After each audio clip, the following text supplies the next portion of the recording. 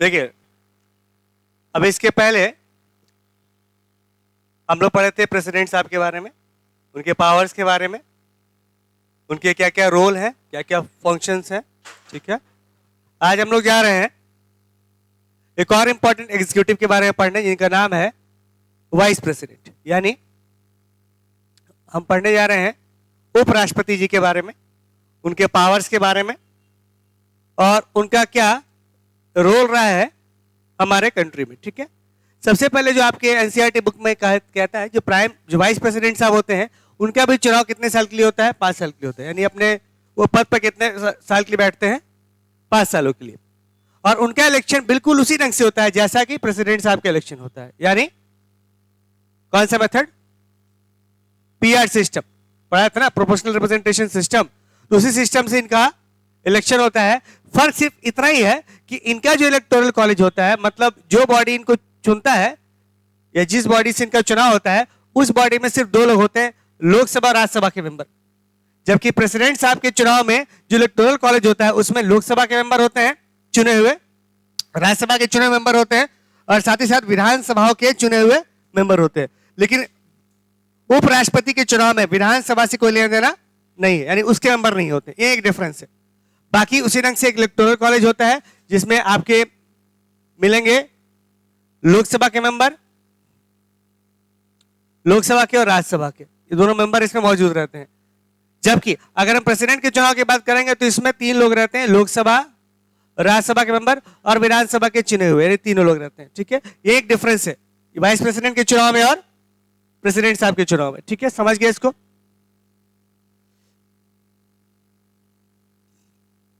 उसी ढंग से वाइस प्रेसिडेंट को हटाया कैसे जा सकता है?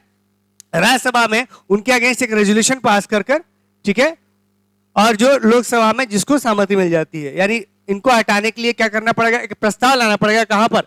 राज्यसभा में। राज्यसभा में सहमति से पास हो जाएगा, उसके बाद किसके पास जाएगा? लोकसभा में, और लोकसभा उस पर ओके कर देगा। Vice president acts as the ex official chairman of the Rajya Sabha and takes over the office of the president when there is a vacancy by reason of death, resignation, removal by impeachment or otherwise. देखिए, vice president का role होता है ना, बहुत important है। क्यों? क्योंकि ये ड्यूअल रोल प्ले करता है। जब भी राष्ट्रपति के पद की वैकेंसी हो जाए, उनकी मृत्यु के कारण हो जाए या किसी ढंग से उनको इंपीचमेंट किया गया, उनको हटा दिया गया, तो जैसे राष्ट्रपति का पद खाली होता है ना, उस पद पर कौन बैठ जाते हैं राष्ट्रपति बनकर? उपराष्ट्रपति, यानी वाइस प्रेसिडेंट। पहली बात तो इंपॉर्टेंट रोल हो गया। तो वो ड्यूअल रोल प्ले करता है। एक तो जो राष्ट्रपति की जगह पर वो राष्ट्रपति बन जाते हैं, और दूसरी तरफ वो राज्यसभा के क्या होते हैं? चेयरपर्सन होते हैं। जैसे स्पीकर होते हैं ना लोकसभा में, उसी ढंग से वाइस प्रेसिडेंट होते हैं ना, वो एक्स ऑफिशियो चेयरमैन होते हैं। किसके? राज्यसभा के। यानी राज्यसभा के जो चेयरमैन होंगे वो अपने पद के कारण ही, जो ही व्यक्ति वाइस प्रेसिडेंट होंगे वही व्यक्ति क्या होंगे? राज्यसभा के भी चेयरमैन होंगे। याद रखिएगा इस बात को। ठीक है, तो vice president acts as the president only until new president is elected. और उपराष्ट्रपति जब तक राष्ट्रपति बने रहते हैं, जब तक कि नए राष्ट्रपति नहीं आ जाते हैं चुनाव के द्वारा। हाँ,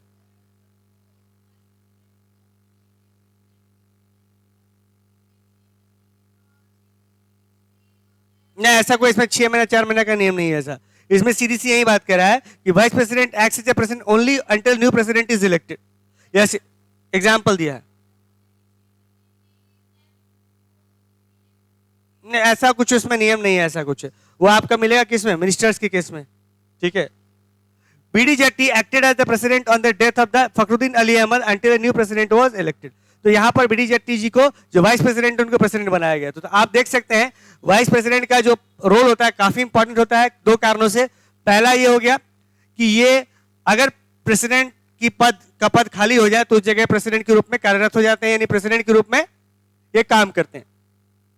जब प्रेसिडेंट की अनुपस्थिति में या प्रेसिडेंट के नहीं रहने पर प्रेसिडेंट बनकर कार्य करते हैं। पहली बात, यानी वो सीट, प्रेसिडेंट वाला सीट कभी भी वैकेंट नहीं होगा, हमेशा उसके ऊपर कोई ना कोई व्यक्ति होगा। अगर आप बोलिए कि अगर वाइस प्रेसिडेंट में नहीं रहे तो, अगर इनकी मृत्यु हो जाए, ये भी हट गए तो कॉन्स्टिट्यूशन कहता है उस केस में चीफ जस्टिस ऑफ इंडिया उनको राष्ट्रपति का पद भर संभालना पड़ेगा। ठीक है, समझ रहे बात को? हाँ,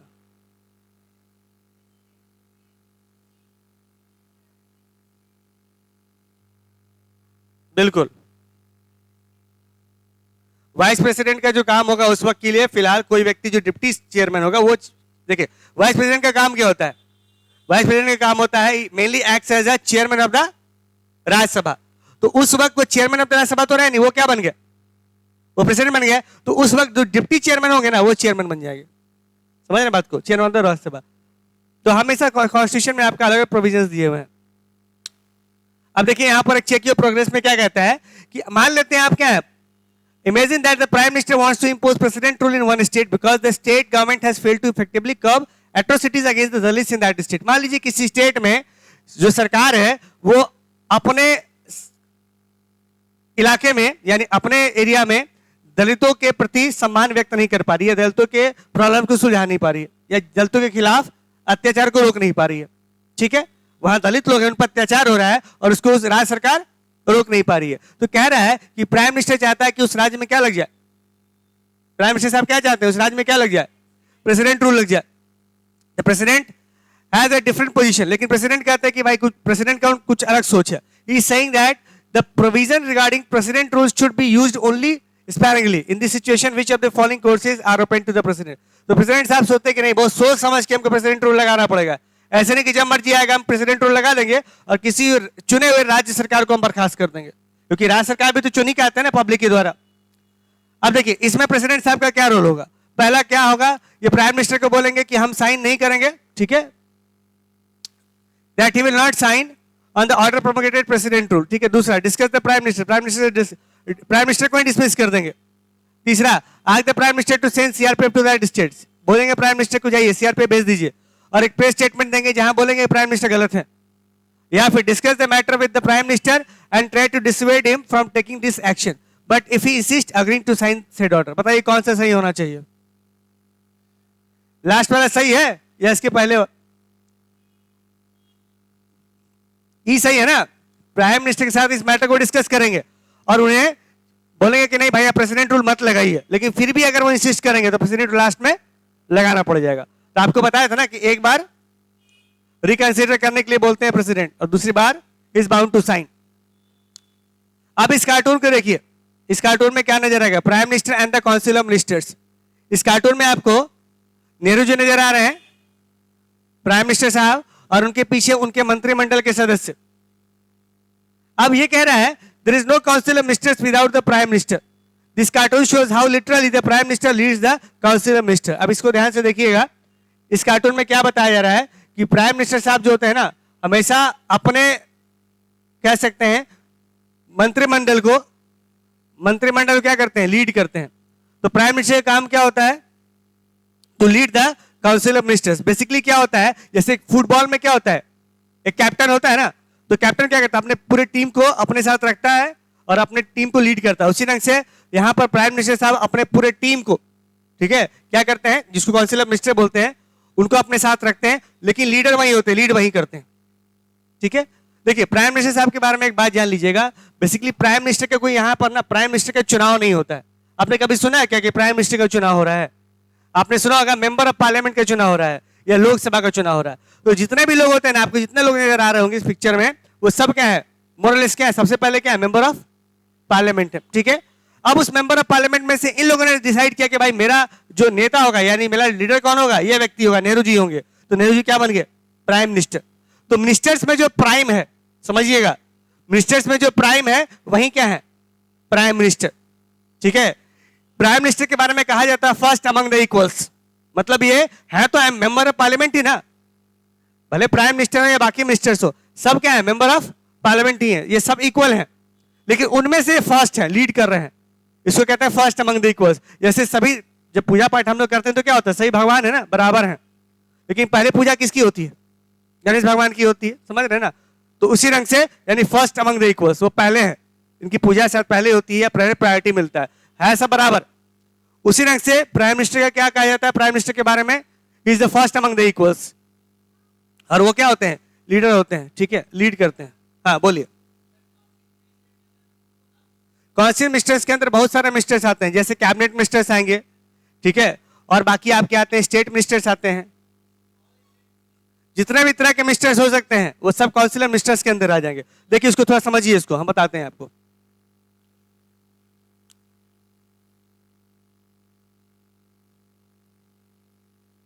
देखिए ये बड़ा सा गोला जो आपको दिख रहा है ना, ये काउंसिल ऑफ मिनिस्टर्स है। मान लीजिए काउंसिल ऑफ मिनिस्टर्स कितने हैं? 80 हैं। बीजेपी में 80 मिनिस्टर्स हैं टोटल, सब जोड़ जाड़ के कैबिनेट मिनिस्टर हो। 80 मिनिस्टर में से जो 20 मिनिस्टर होंगे ना, वो मोदी जी के बिल्कुल खास होंगे। डिफेंस, समझ रहे हैं? Defence minister, home minister, railway minister, ये खास मंत्री होंगे। तो 80 में से उनकी संख्या कितनी होगी? 15 से 20। तो वो जो स्पेशल लोग होते हैं जिनको हमेशा प्राइम मिनिस्टर अपने घर पे बुलाते हैं, उसको हम बोलते हैं कैबिनेट मिनिस्टर्स।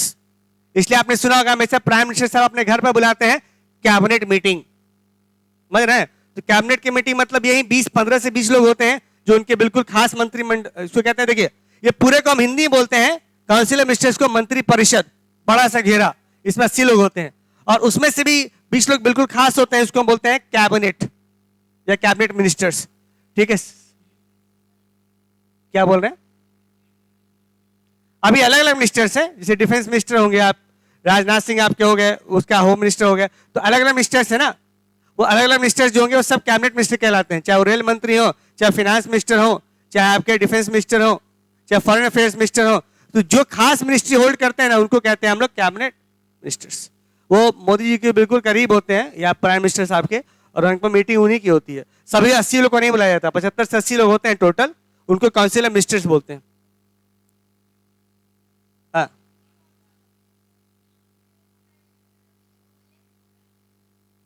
आप बात नहीं समझे, सुनिए ऐसे, पूरा ध्यान से समझिएगा, थोड़ा कंफ्यूज हैं आप।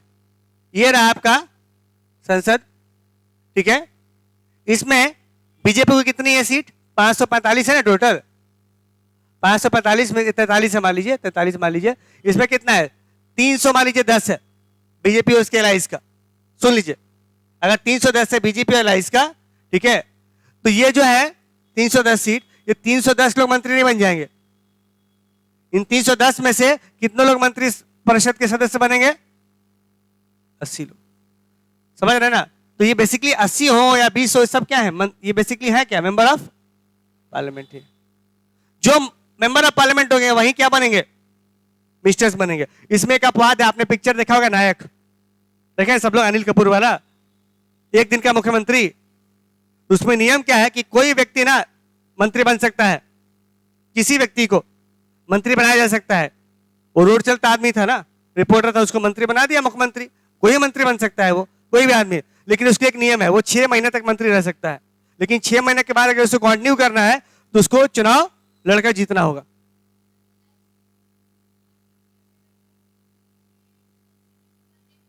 हाँ, समझ रहे बात को? तो अभी यही समझ लीजिए कि प्राइम मिनिस्टर ऑफ इंडिया, ठीक है, यहां देखिएगा, no discussion of government of politics in India would normally take place without mentioning the word office. Prime minister का इतना इंपॉर्टेंट रोल है कि बिना प्राइम मिनिस्टर से काम हो ही नहीं सकता है। तो प्राइम मिनिस्टर सबसे इंपॉर्टेंट है। सबसे पहले हम लोग क्या पढ़े थे? किस एग्जीक्यूटिव के बारे में पढ़े थे? प्रेसिडेंट। उसके बाद नहीं, अभी तो पढ़े। प्रेसिडेंट के बाद क्या पढ़े अभी हम लोग? Vice president. अब हम लोग क्या पढ़ने जा रहे हैं? प्राइम मिनिस्टर के बारे में, ठीक है, समझ लीजिए।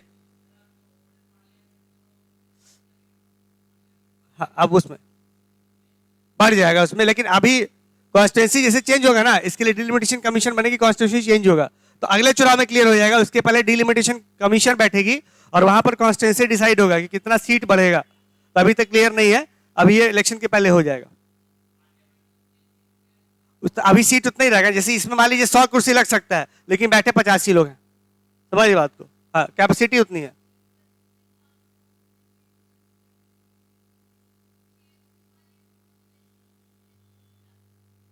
बिल्कुल लागू होगा।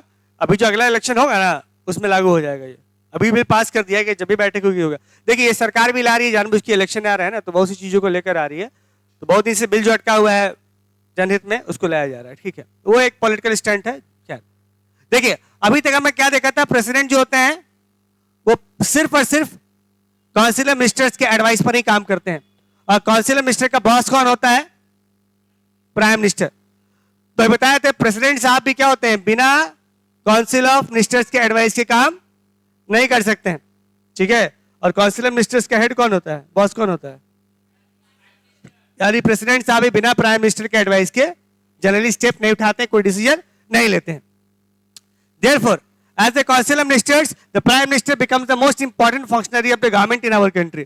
तो यही कह रहा है कि प्राइम मिनिस्टर इसीलिए सबसे इंपॉर्टेंट फंक्शनरी है क्योंकि ये प्रेसिडेंट साहब को भी क्या करते हैं, एडवाइस करते हैं, और प्रेसिडेंट साहब बिना इनके एडवाइस के कोई काम या कोई स्टेप नहीं उठाते हैं। That's why his position is very important and ठीक है, समझ गए, is very powerful person in the country, और कह सकते हैं most powerful person in the country in terms of governance. In the parliamentary form government, अभी समझिएगा हमने किस फॉर्म को अपनाया है, पार्लियामेंट्री फॉर्म गवर्नमेंट। और यहां पर क्या होता है, जो प्राइम मिनिस्टर साहब होते हैं वो क्या होते हैं, किस पार्टी के होते हैं, किस पार्टी के होते हैं, उस पार्टी के होते हैं जो लोकसभा में मेजोरिटी में हो। जैसे अभी बीजेपी है तो बीजेपी के ही प्राइम मिनिस्टर है, मतलब उसी पार्टी के हैं मेंबर ऑफ पार्लियामेंट जो प्राइम मिनिस्टर बनाया गया है, मोदी जी, ठीक है। तो यही कह रहा है कि अगर कोई सरकार सत्ता में बने रहना चाहती है तो उसको किसका सपोर्ट चाहिए, अपने मिनिस्टर्स का या अपने मेंबर ऑफ पार्लियामेंट का, और लोकसभा का उनको क्या चाहिए, सपोर्ट चाहिए। मतलब वो अपना स्ट्रेंथ शो करें कहां पर, लोकसभा में, कि भाई मेरे पास इतनी सीटें हैं, 300 से ऊपर है मेरे पास में, ठीक है, यही लिख रहा है। तो प्राइम मिनिस्टर बहुत पावरफुल हो जाते हैं, क्यों, क्योंकि उनको मेजोरिटी मिला होता है, कहां पर, कहां मिला होता है, लोकसभा में, ठीक है। लोकसभा में इजली कह देते हैं भाई कि मेरे पास मेजोरिटी है। The moment the support of the majority is lost, हाँ कभी ऐसा हो सकता है, पता है ना, कि 310 लोग हैं, उनमें से मान लीजिए 100 लोग छोड़ के चले गए मोदी जी को, जाके कांग्रेस से हाथ मिला लिया या किसी और पार्टी से, उस केस में क्या हो जाएगा, सरकार मेजोरिटी लूज कर देगी, क्योंकि उनके साथ जो संगी साथी थे छोड़ के चले गए दूसरे खेमे में। तो उसमें क्या होगा, सरकार क्या करेगी, लूज कर देगी ऑफिस को। For many years after independence the Congress party had the majority in the Lok Sabha and its leader would become the prime minister, होता था ऐसा। लेकिन 1989 से क्या हुआ, there have been many occasions when no party had majority in the Lok Sabha. देखिए 89 तक क्या कांग्रेस पार्टी मेजॉरिटी में रही, लेकिन 89 के बाद ना किसी भी पॉलिटिकल पार्टी को मेजॉरिटी नहीं मिला। तो उसके बाद कौन सा गवर्नमेंट बनना स्टार्ट हो गया, कोलिशन गवर्नमेंट, ठीक है, गठबंधन की सरकारें बनना स्टार्ट हो गई 1989 के बाद में।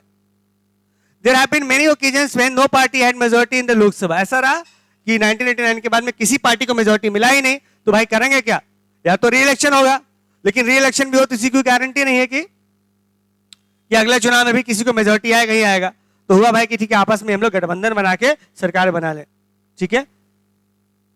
इन such situation a leader who is acceptable to most partners of the factions या coalition becomes the prime minister. अब इसमें बड़ा दिक्कत था, देखिए किसी एक पार्टी की सरकार अगर होगी या एक पार्टी अगर आएगी बहुमत से, तो उसमें से लीडर चुनना आसान है, लेकिन मल्टीपल पार्टीज होंगे गठबंधन वाली में तो बड़ा दिक्कत है किसको प्राइम मिनिस्टर चुना जाए। जैसे अभी हो रहा है ना, इंडिया वाला ग्रुप बना है ना, गठबंधन है ना, बन रहा है, तो उसमें डिसाइड ही नहीं कर पा रहे कि भाई हम लोग प्राइम मिनिस्टर का चेहरा किसको बनाएंगे। तो आपस में ही सब क्या हो रहा है, कॉन्फ्लिक्ट हो रहा है कि किसको बनाया जाए, समझ रहे हैं। तो अभी तक सर्वसम्मति से पारित नहीं, लेकिन कोई एक पार्टी किसी एक व्यक्ति को प्राइम मिनिस्टर के रूप में एक्सेप्ट कर सकती है। लेकिन प्रॉब्लम क्या होता है, जब मल्टीपल पार्टीज एक साथ आती है ना, तो उस वक्त सभी पार्टी को डिसाइड करना होता है कि किसी एक पार्टी के व्यक्ति को हम क्या चुनेंगे, प्राइम मिनिस्टर। तो इट इज वेरी डिफिकल्ट, समझ लीजिएगा, याद रखिएगा। तो बहुत दिक्कत वाला काम होता है प्राइम मिनिस्टर को चुनना उस केस में जब कोलिशन गवर्नमेंट वाली सरकार हो, क्योंकि वहां पर एक ऐसे आदमी को चुनना होता है जिसको हर एक पार्टी लाइक करती हो, और ये लगभग इंपॉसिबल टास्क है, लगभग इंपॉसिबल टास्क है कि कोलिशन में हर एक पार्टी उस व्यक्ति को लाइक करे एज ए प्राइम मिनिस्टर। यही कारण है कि स्टेबिलिटी नहीं रहती है, बाद में सरकारें गिरने लगती है।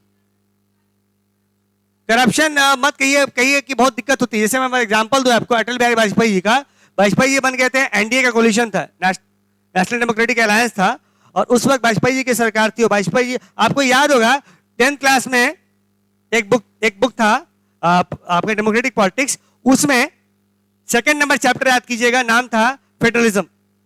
और फेडरलिज्म में उसमें एक पिक्चर था जिसमें अटल बिहारी वाजपेयी जी बैठे हुए एक सोफा पर, सोफा मतलब एक राज सिंहासन टाइप का था, और उस राज सिंहासन में देखिएगा बहुत तरह के ये बम लगे हुए थे, और बम का नाम था अलग अलग पार्टी के नाम से, और बेचारे को पसीना आ रहा था अटल बिहारी वाजपेयी जी को, वो कहीं विस्फोट हो सकता है।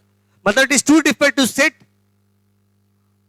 With the coalition government, you have to become the leader of the coalition government, और उसको साथ में लेके चलना बहुत डिफिकल्ट है। कहीं भी वो पार्टी कहिए कि भाई मेरा बात मानी नहीं तो हम छोड़ के चले जाएंगे आपके ग्रुप को, आप बहुमत अल्पमत में आ जाइएगा।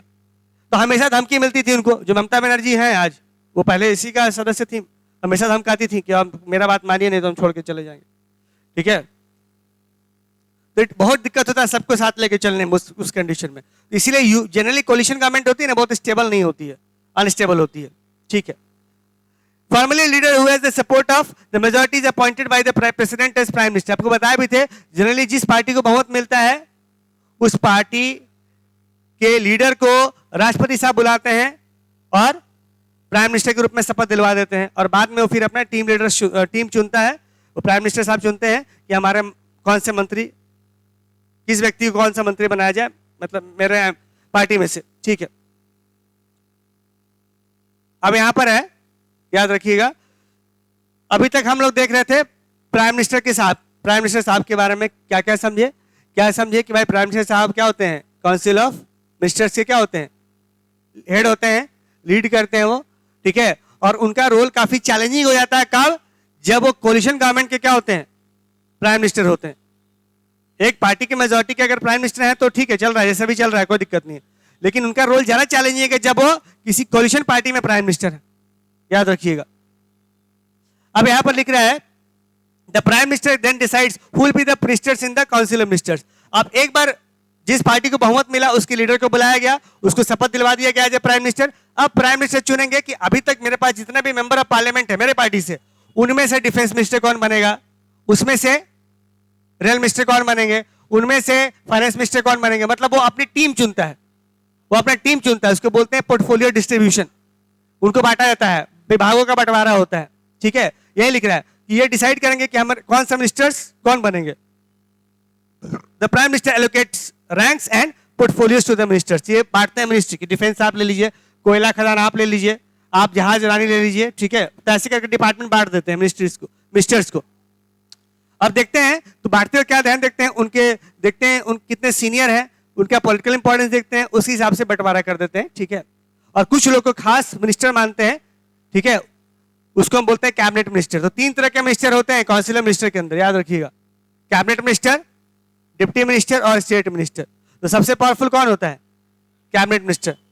जो मोस्ट इंपॉर्टेंट पोर्टफोलियोज है ना, जैसे डिफेंस हो गया, होम मिनिस्ट्री हो गया, वो सब कुछ इंपॉर्टेंट मतलब उनके जो खास लोग होते हैं उनको मिलते हैं, या जो बहुत प्राइम मिनिस्टर के नजदीक होते हैं और बहुत ज्यादा जो इंपॉर्टेंट होते हैं पार्टीज में, उनको मिलता है। खैर, prime minister and the ministers have to member of the parliament. सबसे पहले बात है कि प्राइम मिनिस्टर और जो मंत्रिमंडल के सदस्य होते हैं या मंत्रिपरिषद के सदस्य, बेसिकली वो क्या होते हैं, मेंबर ऑफ पार्लियामेंट होते हैं। यानी पहले अनिवार्यता क्या होनी चाहिए, मेंबर ऑफ पार्लियामेंट होंगे, तभी क्या होंगे। जैसे आप अपने स्कूल में पढ़ने जाते हैं या कॉलेज में पढ़ने जाएंगे मान लीजिए, तो सबसे पहले आप क्या होना चाहिए, भारत के नागरिक होना चाहिए। तो पहला हो गया क्राइटेरिया, तब जाके कॉलेज में एडमिशन लीजिएगा। उसी ढंग से सबसे पहले प्राइम मिनिस्टर है या काउंसिल ऑफ मिनिस्टर्स है, पहला क्राइटेरिया क्या है कि आप मेंबर ऑफ पार्लियामेंट होंगे। ठीक है। और तभी जाकर आपको प्राइम मिनिस्टर या काउंसिल ऑफ मिनिस्टर्स के रूप में चुना जाएगा। खैर, if someone becomes a minister और प्राइम मिनिस्टर, हाँ ये हो सकता है कि किसी व्यक्ति को मिनिस्टर या प्राइम मिनिस्टर बना दिया जाए। जैसे हमने देखा था ना नायक पिक्चर में, कोई भी अगर बन जाता है प्राइम मिनिस्टर बिना एमपी रहते हुए भी, तो उसको 6 महीने के अंदर क्या होना है, चुन के वापस आना पड़ेगा। मतलब 6 महीने तक फ्री में वो क्या बन सकता है, प्राइम मिनिस्टर। या जैसे बना था एक दिन का प्राइम मिनिस्टर ने, एक दिन का मुख्यमंत्री, तो 6 महीने तक रह सकता था, 6 महीने तक। वो चैलेंज लगा दिया एक दिन का, बट कॉन्स्टिट्यूशनल प्रोविजन कहता है कि उस नायक पिक्चर में जो अनिल कपूर साहब थे वो 6 महीने तक रह सकते थे एज पर द कॉन्स्टिट्यूशन। लेकिन 6 महीने के बाद अगर उनको रहना है तो उसके बीच में फिर क्या करना पड़ता, उनको चुनाव लड़ना पड़ता। जैसे वो चुनाव लड़े थे एक दिन के बाद फिर वापस। ठीक है। अब यहां पर लिख रहा है क्या, सब members in the constituent assembly को लगा, ठीक है, कि minister should be elected by the legislature not by selected by the prime minister और द चीफ मिनिस्टर। उनको लगा कि मिनिस्टर जो होते हैं ना, इनको चुनता कौन है, कौन डिसाइड करता है कि कौन मिनिस्टर कौन होगा, कौन डिसाइड करता है। मिनिस्टर्स को पोर्टफोलियो कौन बांटता है, प्राइम मिनिस्टर है ना, और राज्यों में चीफ मिनिस्टर बैठते हैं। लेकिन जब कॉन्स्टिट्यूशन बन रहा था तो कुछ कॉन्स्टिट्यूशनल मेकर्स को लगाना कि ये सही नहीं है, मतलब प्राइम मिनिस्टर के हाथों में देना ठीक नहीं है, या चीफ मिनिस्टर साहब बांटे नहीं इसको। स्विस सिस्टम, स्विट्जरलैंड में क्या सिस्टम है, इसमें क्या है कि लेजिस्लेचर बॉडी होती है ना, पार्लियामेंट, वो इलेक्ट करती है एग्जीक्यूटिव को सर्टेन पीरियड के लिए। Is to my mind the best form of government for the provinces. The system of that single transfer vote is the best system that can be adopted for the appointment of the executive because that is, ठीक है। तो मतलब मोटा मोटी बात क्या है कि अलग अलग कंट्री में क्या अलग अलग सिस्टम, उनको लगता है कि नहीं प्राइम मिनिस्टर नहीं बल्कि लेजिस्लेटिव बॉडी को चुनना चाहिए कि कौन, जैसे यहाँ पर स्विट्जरलैंड में क्या होता है ना, पार्लियामेंट चूज करती कि कौन डिफेंस बनेगा, कौन रेल बनेगा, रेल मिनिस्टर, और कौन होम मिनिस्टर बनेगा। बट हमारे यहाँ ऐसा नहीं है, ठीक है। अब आ जाइए, बड़ा दिक्कत है यहाँ भाई, इसको थोड़ा समझिए। देखिए होता क्या था, अभी आपको क्या बताए थे, इसको थोड़ा समझिएगा।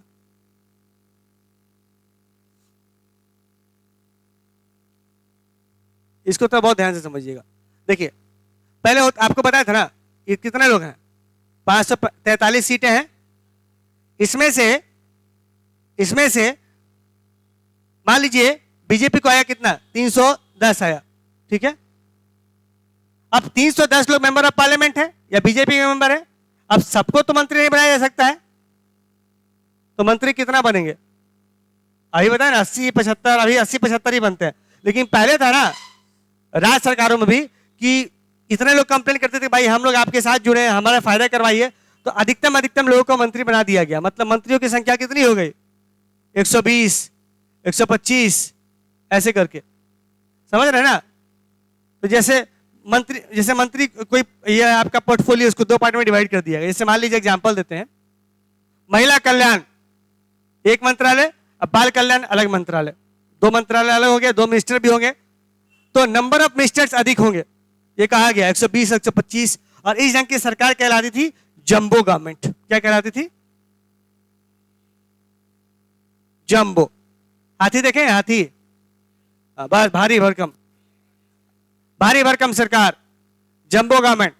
तो ऐसी सरकार कहलाती थी जंबो गवर्नमेंट। मतलब क्या है, जितने लोग को खुश करना है ना अपने पार्टी के, उतने लोग को खुश कर दीजिए, सबको मंत्री बना दीजिए। अब सबको मंत्री बनाएगा तो क्या होगा, मंत्रालय गठन करना पड़ेगा, और मंत्रालय गठन करने में उतना खर्चा करना पड़ेगा, समझ रहे हैं। एक मंत्रालय के अंदर ऑफिस होगा, प्यून से लेकर, मतलब चपरासी से लेकर उसके स्टाफ से लेकर कितना खर्च होगा, सैलरी भी देना पड़ेगा हर एक को। तो मान लीजिए अलग अलग मंत्रालय बनाएगा, बहुत सारा मंत्रालय, तो बहुत सा दिक्कत है, इसलिए कुछ मंत्रालय को जोड़ दिया गया, समझ रहे बात को। तो कहा जाता है कि यहां पर बाद में लगा ना सर, मतलब बहुत से लोगों को खासकर कि बहुत ज्यादा खर्च हो रहा मंत्रालय बिना मतलब का, तो मंत्रियों की संख्या क्या कर दी जाए, कम कर दी जाए, सीमित की जाए।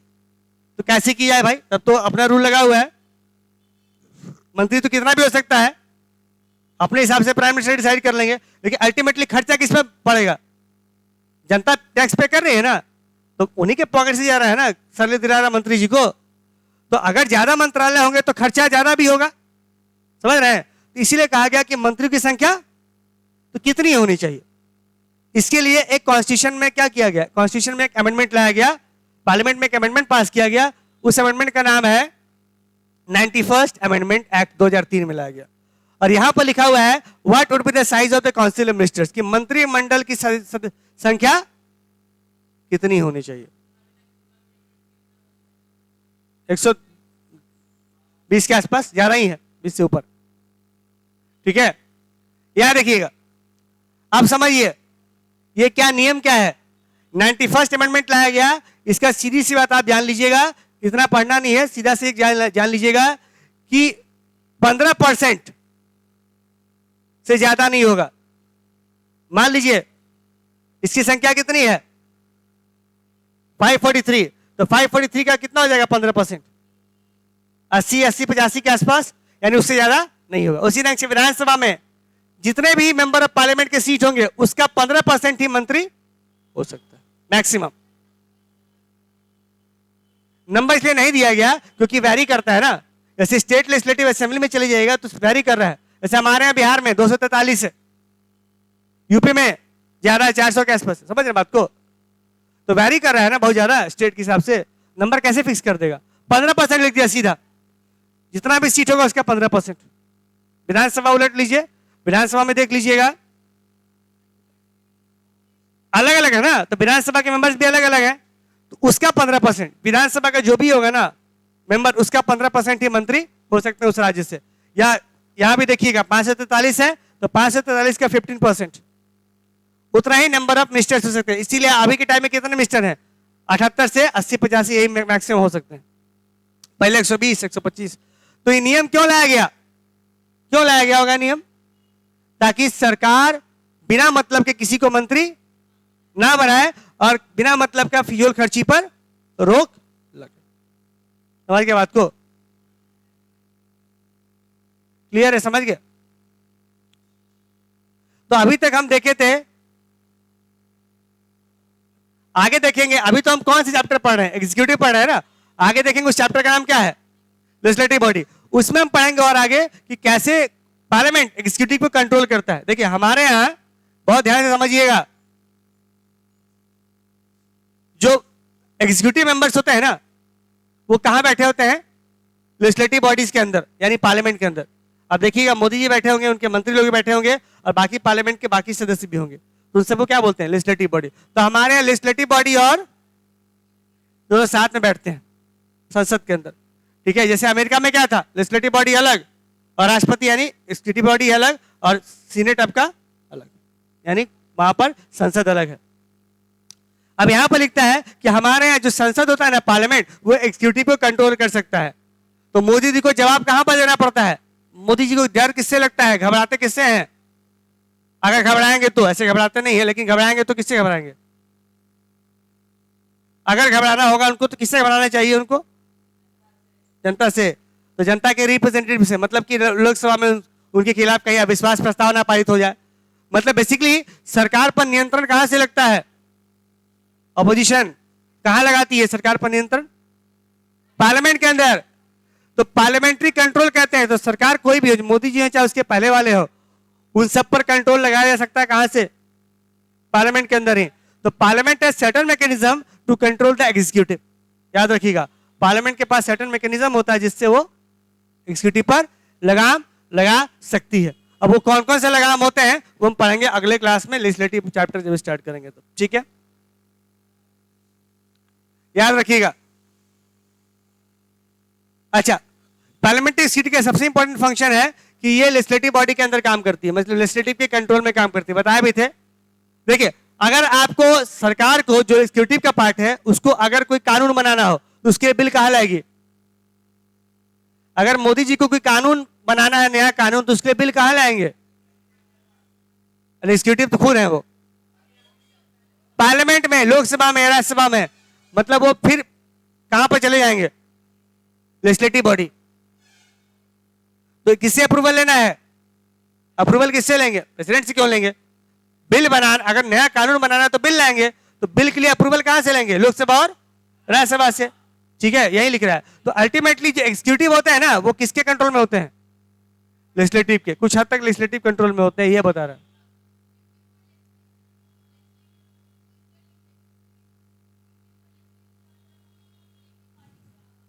तो आपको हम क्या बताएं? बाकी लोग होंगे ना, बाकी लोग होंगे ना सरकार के ऊपर लगाम लगाने के लिए, सरकार से प्रश्न पूछने के लिए। अब लगाम का मतलब ये नहीं कि भाई दबा के रखते हैं, वो नहीं, मतलब कि उनके ऊपर एक चेक एंड बैलेंस करके चलते हैं भाई, कि आप अपनी मनमानी से कोई काम नहीं कर सकते, हम यहाँ हैं प्रश्न पूछने के लिए। तो मेंबर ऑफ पार्लियामेंट जो होते हैं ना, मोदी भी तो मेंबर ऑफ पार्लियामेंट ही है, बाकी लोग भी तो हैं, लेकिन बाकी लोग जो सरकार का हिस्सा नहीं है वो सरकार से क्वेश्चन पूछेंगे ना। समझ रहे बात को? तो 300 ही लोग है ना बीजेपी में, बाकी लोग तो अपोजिशन वाले हैं। इवन बीजेपी के अंदर भी सारे लोग मंत्री तो नहीं है, तो सब सवाल पूछेंगे ना, गवर्नमेंट ने क्या किया देश के लिए, तो बताएंगे, एक्सप्लेन करेंगे। तो कहीं ना कहीं सवाल पूछ के उनको कंट्रोल में रखा जाता है। ठीक है, आप जवाब दीजिए। तो जवाब कौन मांग रहा है? पार्लियामेंट मांग रहा है। किससे? प्राइम मिनिस्टर साहब से और उनकी काउंसिल मिनिस्टर से। ये काम क्यों नहीं हुआ? समझ रहे हैं? हाँ, क्या पूछ रहे हैं? कुछ पूछिए, पूछ रहे थे कुछ? अच्छा, अब सुनिए, काउंसिल ऑफ मिनिस्टर जो होता है ना, वो कलेक्टिवली रिस्पॉन्सिबल होता है लोकसभा के लिए। पूरा मंत्री परिषद जो होता है, एक वर्ड है कलेक्टिव रिस्पॉन्सिबिलिटी, रिस्पॉन्सिबल मतलब कि सामूहिक तौर पर उत्तरदायी होता है। किसके लिए? लोकसभा के लिए। इसका मतलब यह है कि अगर कोई मिनिस्टर अगर कॉन्फिडेंस लूज कर देते हैं लोकसभा का, ठीक है, तो पूरे एग्जीक्यूटिव को ही, पूरे मतलब पार्लियामेंट को, सॉरी, पूरे एग्जीक्यूटिव यानी प्राइम मिनिस्टर उनकी टीम को ही रिजाइन देना पड़ जाएगा। वो तैरेंगे साथ साथ और डूबेंगे साथ साथ, यही कॉन्सेप्ट है, समझ लीजिएगा। The principle indicates that the ministries and executive committee of the parliament collectively governs the behalf of the parliament. खैर, तो collective responsibility is based on the principle of solidarity of the cabinet. It is implies that a vote of no confidence even against a single minister leads to the resignation of the entire council of ministers. तो किसी एक मंत्री जी को भी पकड़ लिया गया और उनके खिलाफ अविश्वास प्रस्ताव पारित हो गया, जिसको बोलते हैं नो कॉन्फिडेंस मोशन, तो पूरा मिनिस्ट्री को त्यागपत्र देना पड़ेगा. बोलिए.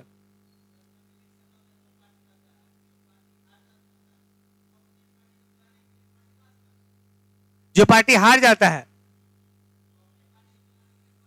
सबके पास बहुत से हिडन फंड है, एनजीओज हैं, उसके पहले से पैसा जमा है, उसके बहुत से सोर्सेज हैं, जैसे बाहर में लोग रहते हैं वो उस पार्टी को पसंद करते हैं, कुछ फॉरेन फंडिंग होती है, रेमिटेंस है?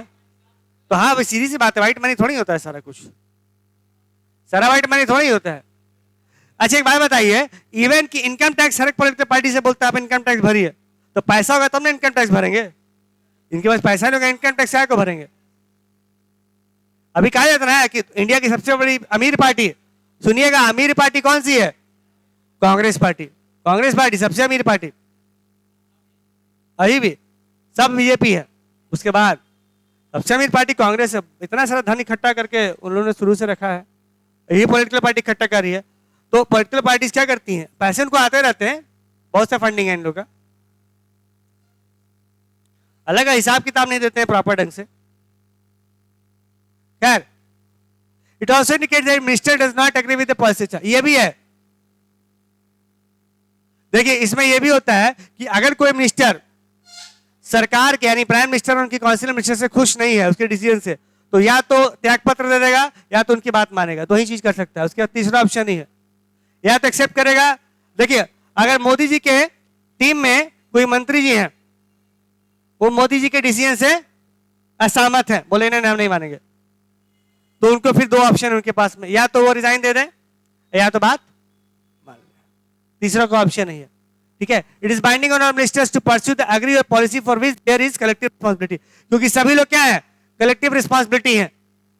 समझ लीजिए, अगर एक आदमी गलती करेगा ना तो सब लोग को सजा भुगतान भरना पड़ेगा. समझ रहे हैं ना? होता था ना कि क्लास में एक बदमाशी बच्चा किया तो सबको पिटाई पड़ गई, है ना, तो कहते क्लास, ये क्लास बदमाश से कहते थे ना, ये पूरा क्लास ही बदमाश है, तो कलेक्टिव रिस्पांसिबिलिटी होती थी उस वक्त. तो वहां पर यही होता है, कोई बदमाशी एक दो बच्चा करेगा पिटाई सबको लगेगी.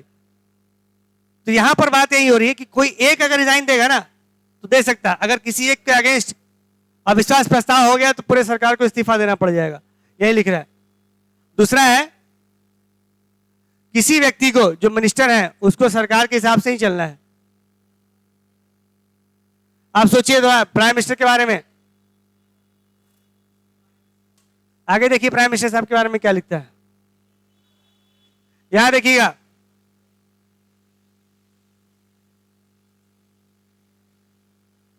यहां देखिएगा, the prime minister acts as a link between the council of ministers on one hand and the president as well as the parliament on the other.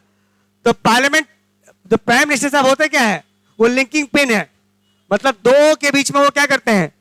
Connection करते हैं, काउंसिल ऑफ मिनिस्टर और प्रेसिडेंट के बीच में या parliament.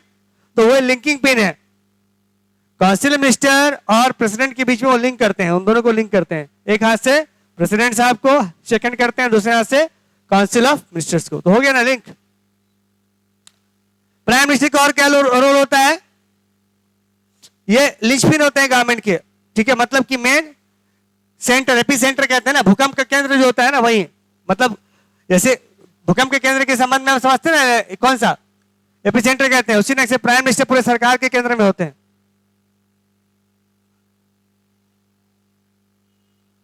अच्छा, कोई भी decision लिया जाएगा, प्राइम मिनिस्टर साहब क्या करेंगे? प्रेसिडेंट साहब को बताएंगे उस बारे में और बताएंगे कि कैसे हम सरकार चला रहे हैं. ठीक है. Prime minister is also involved in crucial decision of the government and decides on the policy of the government. Prime minister साहब देश के सभी मुद्दों, सभी पॉलिसी को डिसाइड करते हैं या उसमें इन्वॉल्व होते हैं. जैसे अभी आया ना न्यू एजुकेशन पॉलिसी, तो ये मत समझिए कि एजुकेशन मिनिस्टर किया है, इसमें प्राइम मिनिस्टर का उतना ही रोल है, इंपॉर्टेंट रोल है. समझ गए? उसी ढंग से मान लीजिए एक्सपोर्ट पॉलिसी है गवर्नमेंट की या हेल्थ पॉलिसी है, तो इसमें हेल्थ मिनिस्ट्री का योगदान है ही, लेकिन साथ में प्राइम मिनिस्टर का भी इन्वॉल्वमेंट है, याद रखिएगा. सही है। तो यहां पर याद रखिएगा प्राइम मिनिस्टर का हर जगह इन्वॉल्वमेंट होता है, जितना भी क्रूशियल इंपॉर्टेंट डिसीजंस होते हैं। इसलिए प्राइम मिनिस्टर बहुत ज्यादा पावरफुल है हमारे यहां। ठीक है, क्या क्या है? सबसे पहले काउंसिल मिनिस्टर्स के बॉस होते हैं, ये लोकसभा के लीडर होते हैं। उसके बाद ब्यूरोक्रेटिक मशीनरी पर ये कमांड रखते हैं।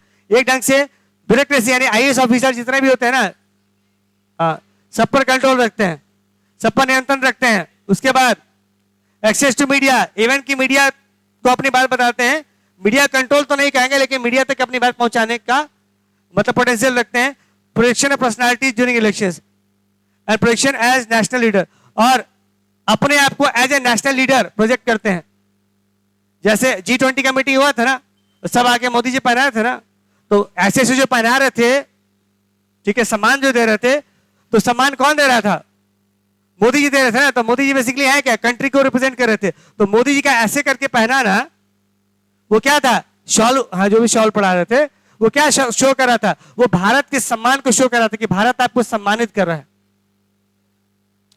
क्योंकि प्रधानमंत्री किसको रिप्रेजेंट करते हैं? कंट्री को। कौन सा?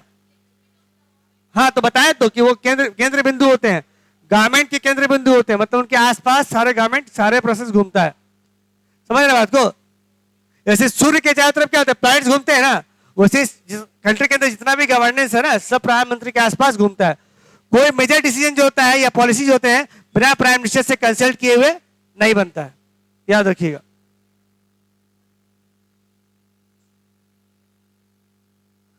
लेकिन फिर बता रहा है कि प्राइम मिनिस्टर, उनकी जो पावर होती है वो काफी हद तक डिपेंड करता है पॉलिटिकल सिचुएशन पर। देखिए, कभी कभी एक बात और भी है, प्राइम मिनिस्टर के स्टाइल पर भी निर्भर करता है।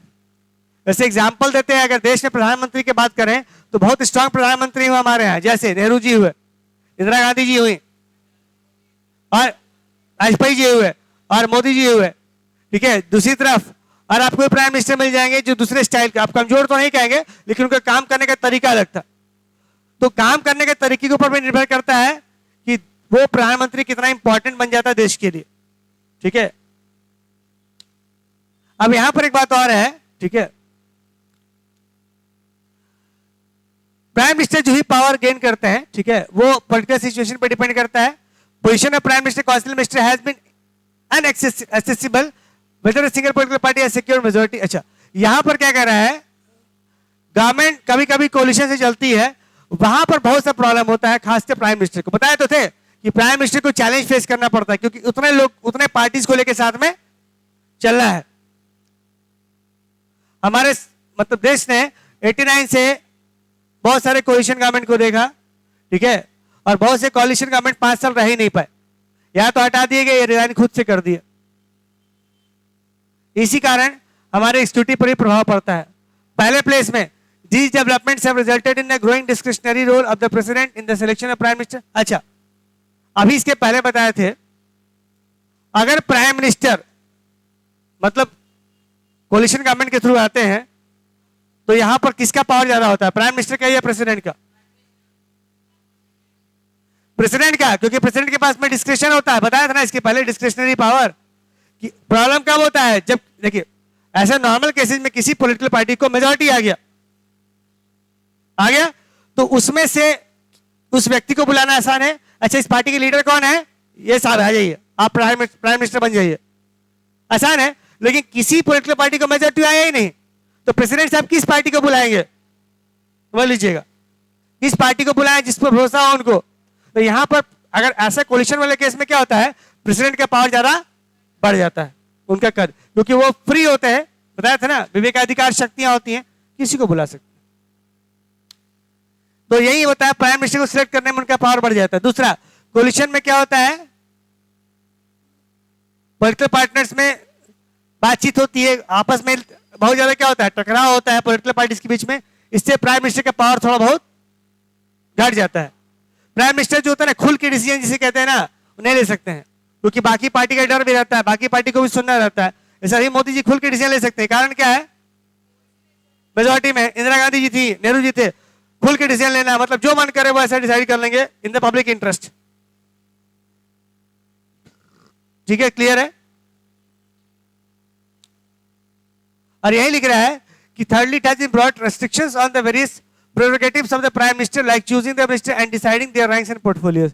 यही पोर्टफोलियो में मतलब दिक्कत होता है कोalition गवर्नमेंट में कि भाई प्राइम मिनिस्टर किसको चुने और वो किसको किसको मंत्री चुने।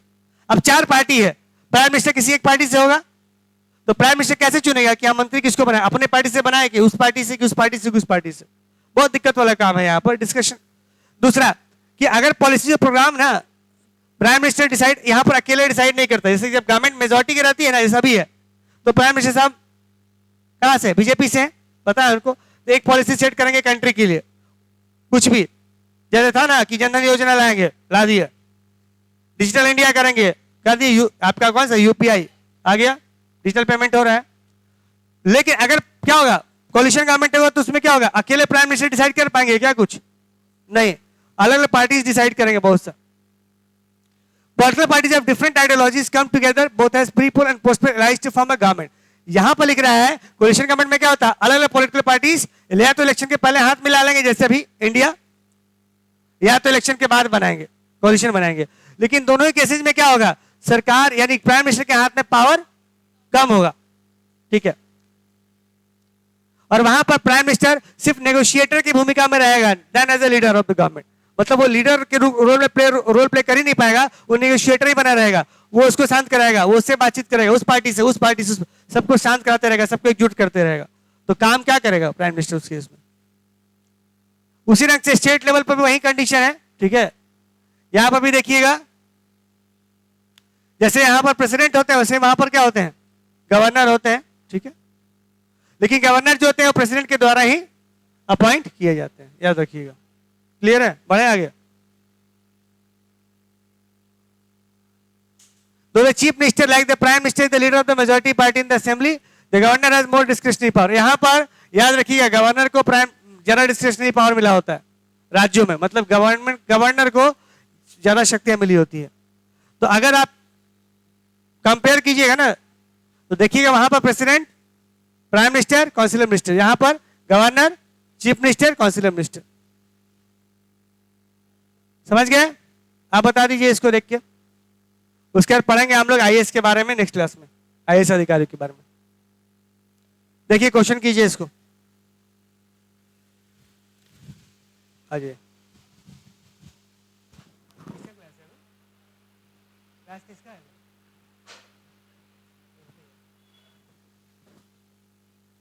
Select those who are expert in the various subjects. Suppose the prime minister is to elect the select minister को चुनना होता है, काउंसिलर मिनिस्टर्स को, तो क्या करेंगे प्राइम मिनिस्टर, एक्सपर्ट को चुनेंगे जो उसके पार्टी से हैं, पर्सनल लॉयल हैं, जो सपोर्टर हैं गवर्नमेंट के, या फिर उसका देखेंगे कितना पॉलिटिकल वेट है उस आदमी का। इसको सोचिएगा कि किसको, D supporters of the government, तो नेपोटिज्म हो गया। या आपके ऊपर छोड़ते हैं, इसको करके रखिएगा, ठीक है। इसको डिस्कस करेंगे नेक्स्ट क्लास में कल। फिर हम लोग पढ़ेंगे इसके बाद परमानेंट एग्जीक्यूटिव यानी ब्यूरोक्रेसी के बारे में पढ़ेंगे। अभी तक हम जो पढ़ रहे थे वो क्या था, political executive, prime minister, president और वाइस प्रेसिडेंट पढ़ चुके। अब नेक्स्ट क्लास में पढ़ेंगे हम लोग परमानेंट एग्जीक्यूटिव यानी आईएएस अधिकारियों के बारे में, ब्यूरोक्रेट्स के बारे में। ठीक है आज के लिए।